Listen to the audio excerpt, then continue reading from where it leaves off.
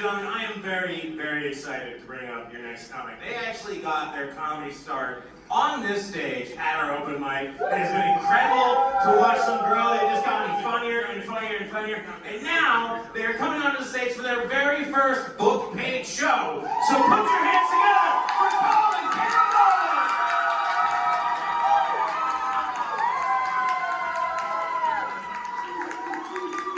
How are we doing, Comedy Studio? I fucking love to hear it. So I was driving up here, and I was passing a billboard for the Perkins School for the Blind, and I thought that was the dumbest idea for a billboard ever, right? Because who's gonna see it? You know, the blind people? No, they're too busy driving. I'm very happy to be here. I took work off to be here. I'm microdosing unemployment. I might take a vacation soon, call that an unemployment bender. I'm a line cook by day. I work in the hospitality industry. Anybody else? Anybody else in hospitality?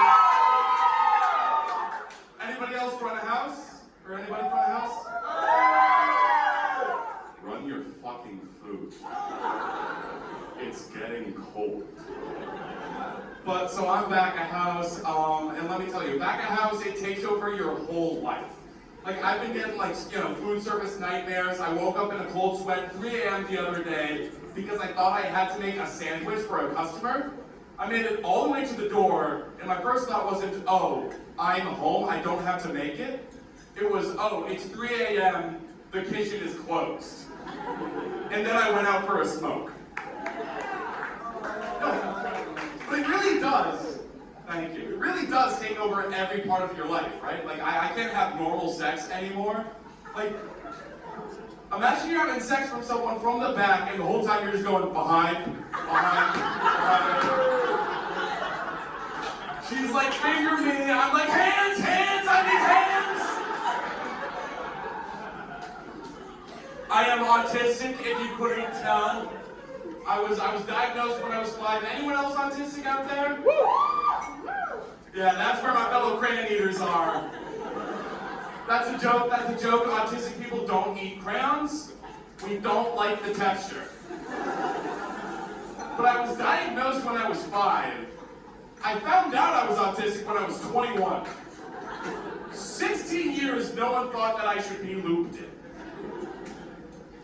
Pattern recognition be damned, I couldn't figure it out on my own. But you know, like the signs were there, right? Because I remember, you know, like in preschool, I did take the short bus. But I remember explaining that because I thought the bus was supposed to be proportionate to your size. You know, like when you're a little kid, you take the little bus. When you're an adult, you take the big bus. And when you're like a full-grown adult with a job, you get to take the train. And I was excited to be a full-grown adult because I really wanted to take the train. Are we starting to connect the dots, Comedy Studio? No, that's like another thing that impacts every aspect of my life, right? Like, including sex. Because I can't tell at this point if I genuinely enjoy sex or if I'm just stimming. I'll be fingering someone, she'll be like, don't stop. I'll be like, I don't think I can. There's a button in here.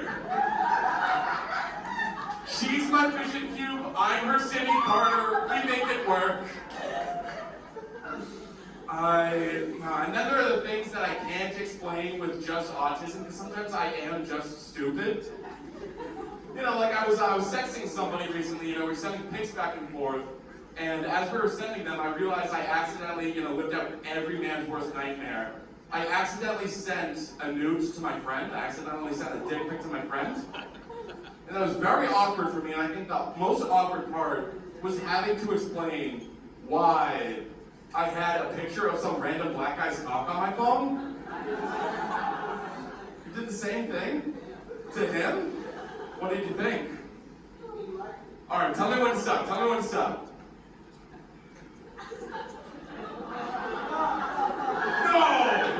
No! You're kidding! You are either the most luckiest man I've ever seen, or the best friend I've ever seen. Are you the birthday? Who's the birthday boy? You're the birthday boy and you're hyping him up? That is a good friend right there. I need a friend like that. I make, a lot of jokes about my sex life and my sex life with women. I'm just gonna say this right now, I am bisexual. People call me the village Ferris wheel because everyone gets their turn on top. Yeah, I spent my entire high school career being autistic, and I didn't know I was autistic. People could tell, but I couldn't. I was in this weird limbo state I like to call as purgatory. It holds me back. It holds me back sometimes, right? Because, I will get swindled. I will, see people that, tell I can't read social cues and they'll take full advantage of me. I bought a used car recently. Anyone else have, a really shitty car? Yeah! Yeah, you get me. So the guy I bought this from, he was like the Willy Wonka of selling used cars. Not in the sense that he was good at it, but in the sense that I knew 4 small children were injured in the making of this Chevy Malibu. The damn thing is a piece of shit. I remember I was driving it recently. The check engine light doesn't even work. It doesn't even work. Instead, I had a Hugh Grant Oompa Loompa pop out of the glove box like Oompa Loompa Doopity-doo. Something is wrong with your Malibu. Oompa Loompa Doopity-dee. You should extend your warranty. Second Oompa Loompa, glove box. What do you get when you buy a Chevy? A car that breaks down on I-93. What do you want with the engine noise? Shaking around like a pack of frat boys. Oompa Loompa Doopity-doo. Life isn't fair and you sir are screwed. Oompa Loompa Doopity-day. That's why we take the Oompa Loompa MBTA. Thank you all very much.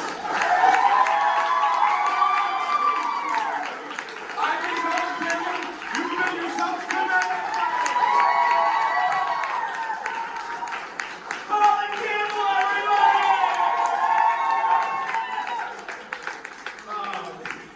It was so funny. We were talking backstage, and they were like, "Should I do the Oompa Loompa?" I was like, "You absolutely need to." So let's one more time for Colin, everybody. Let's hear it. And ladies and gentlemen, let's give it up one more time for our wonderful Martin Lake staff. Fuck yeah.